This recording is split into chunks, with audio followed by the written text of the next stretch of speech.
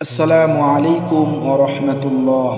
প্রিয় ভাই ও বোনেরা, আজ আমরা এমন একটি বিষয় নিয়ে আলোচনা করব যা মানুষের জীবনকে শান্তিময় ও বরকতময় করে। বিষয়টি হলো অল্পে তুষ্ট থাকা। বর্তমান সময়ে মানুষ আগের চেয়ে বেশি সম্পদ অর্জন করেছে, কিন্তু মানসিক শান্তি যেন কমে যাচ্ছে। কারণ অনেক সময় আমরা আল্লাহ যা দিয়েছেন তাতে সন্তুষ্ট না থেকে অন্যের দিকে তাকিয়ে নিজের জীবনকে অসুখী করে তুলি। অথচ একজন মুমিনের বৈশিষ্ট্য হলো তিনি হালাল উপায়ে উন্নতির চেষ্টা করেন, কিন্তু আল্লাহ সুবহানাহু ওয়া তাআলার ফয়সালায় সন্তুষ্ট থাকেন। আমরা সকলেই জানি আমাদের রিজিকের মালিক একমাত্র আল্লাহ সুবহানাহু ওয়া তাআলা।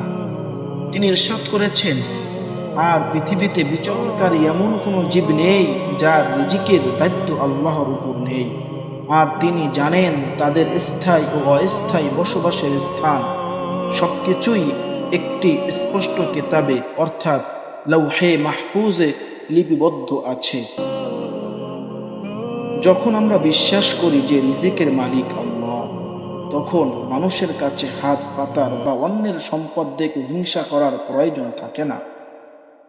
আল্লাহ সুবহানাহু ওয়া তাআলা ইরশাদ করেন, আর স্মরণ করো যখন তোমাদের রব ঘোষণা করেছিলেন, যদি তোমরা কৃতজ্ঞতা প্রকাশ করো তবে আমি অবশ্যই তোমাদের নিয়ামত বাড়িয়ে দিব, আর যদি তোমরা অকৃতজ্ঞ হও তবে নিশ্চয়ই আমার শাস্তি অত্যন্ত কঠোর। প্রিয় ভাই ও বোনেরা, আমরা অনেক সময় যা নেই সেটাই দেখি, কিন্তু যা আছে তার জন্য শুকরিয়া আদায় করি না। অথচ আল্লাহ সুবহানাহু ওয়া তাআলা প্রতিশ্রুতি দিয়েছেন, কৃতজ্ঞ হলে তিনি নিয়ামত বাড়িয়ে দিবেন। আজ সামাজিক যোগাযোগ মাধ্যমে অন্যের জীবন দেখে অনেকেই নিজের জীবনকে ব্যর্থ মনে করেন, কিন্তু আল্লাহ সুবহানাহু ওয়া তাআলা আমাদের শিখিয়েছেন অন্যের দুনিয়াবি ভোগ বিলাসের দিকে লোভের দৃষ্টিতে তাকাবে না, বরং নিজের রবের দেওয়া নিয়ামতের কদর করবে। রাসূলুল্লাহ সাল্লাল্লাহু আলাইহি ওয়াসাল্লাম বলেছেন, ধন সম্পদের প্রাচুর্য প্রকৃত ধনী হওয়া নয়, বরং অন্তরের ধনী হওয়াই হলো প্রকৃত ধনী।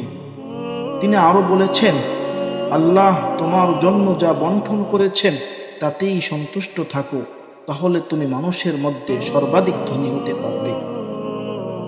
স্বামী যদি স্ত্রীর সামর্থ্যের বাইরে চাহিদা পূরণ করতে গিয়ে হারাম পথে না যায়, স্ত্রী যদি স্বামীর হালাল উপার্জনে সন্তুষ্ট থাকেন, তাহলে সংসারে বরকত ও শান্তি আসে। সন্তানরা যদি অন্যের জীবন দেখে হিংসা না করে, তবে তারা কৃতজ্ঞ ও আত্মমর্যাদাবোধ সম্পূর্ণ মানুষ হয়ে ওঠে।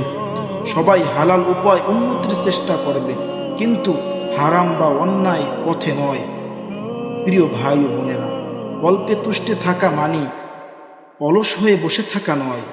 ইসলাম আমাদেরকে হালাল উপায় পরিশ্রম করতে শিক্ষা দেয়, কিন্তু পরিশ্রমের পর আল্লাহ সুবহানাহু ওয়া তাআলা যা দান করেন তাতে সন্তুষ্ট থাকা, তার প্রতি কৃতজ্ঞতা থাকা এবং অন্যের নিয়ামতের প্রতি লোভ না করাই একজন মুমিনের বৈশিষ্ট্য এবং সৌন্দর্য।